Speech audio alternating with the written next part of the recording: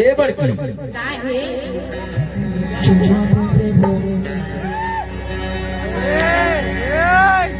छोटकी काहे है मोला जुमा दे देना। ए बड़की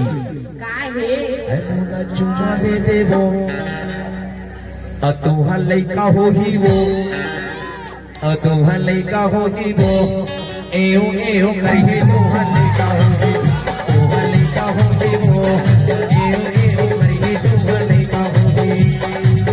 तुहा होही होही वो तुहा बाबू होही तुहा लइका होही वो तुहा बाबू होही ई तुहर नोनी होही वो ई तुहर बाबू होही ना एओ एओ कहे तुहा लइका होही तुहा लइका होही वो एओ एओ कहे तुहा लइका होही।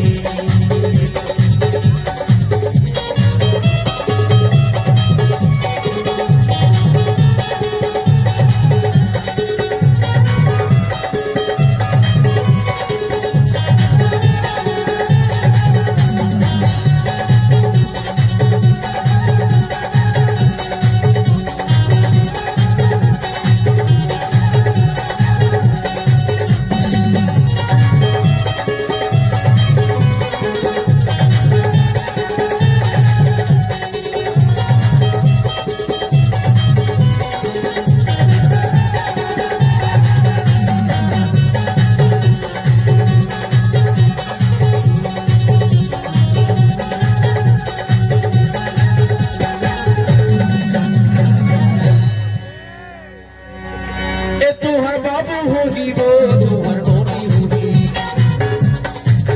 तुहर बाबू होगी वो तुहर नोनी होगी। अरे प्यार में फंसा के बोला यार दीवानी बोला प्यार में फंसा के बोला यार दीवानी बोला दीवानी बोला माना रे